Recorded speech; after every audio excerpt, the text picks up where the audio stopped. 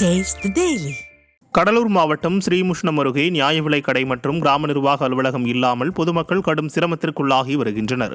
ஸ்ரீமுஷ்ணம் அருகே கோதண்ட விளாகம் கிராமத்தில் உள்ள நியாய விலைக் கடை மற்றும் கிராம நிர்வாக அலுவலக கட்டிடம் சேதமடைந்ததால் இடிக்கப்பட்டது. கட்டிடம் இடிக்கப்பட்டு 2 ஆண்டுகள் ஆகியும் புதிய கட்டிடங்கள் கட்ட ஸ்டாலின் அரசின் வட்டார வளர்ச்சி அதிகாரிகள் எந்த நடவடிக்கையும் மேற்கொள்ளவில்லை என பொதுமக்கள் குற்றம் சாட்டுகின்றனர். மேலும் ஊராட்சி மன்ற அலுவலகமும் சேதமடைந்துள்ளதால் அப்பகுதி மக்கள் அச்சத்தில் உள்ளனர்.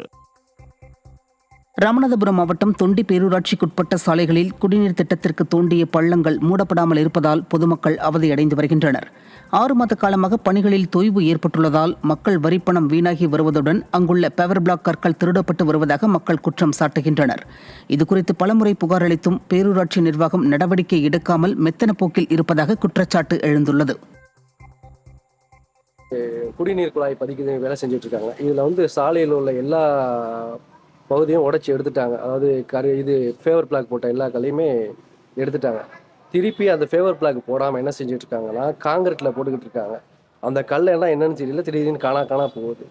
எதுக்கு ஃபேவர் பிளாக் இருக்க இடத்துல காங்கிரீட் சிமெண்ட் சாலை போட வேணும்? அந்த ஃபேவர் பிளாக்லேயே போட்டு விட வேண்டியதானே.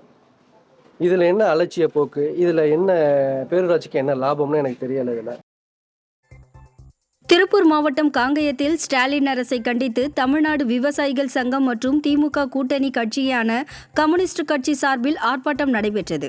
திருப்பூர் மாவட்டத்தில் சுற்றித் திரியும் தெருநாய்கள் கடிப்பதால் விவசாயிகளின் கால்நடைகள் உயிரிழந்து வருவதால் தெருநாய்களை கட்டுப்படுத்த கோரியும், விவசாய தோட்டங்களில் தனியாக இருந்த நபர்களை கொலை செய்தவர்களை கண்டுபிடிக்காததை கண்டித்தும், தெருநாய்களால் உயிரிழந்த கால்நடைகளுக்கு இழப்பீடு வழங்க கோரியும் ஆர்ப்பாட்டம் நடைபெற்றது.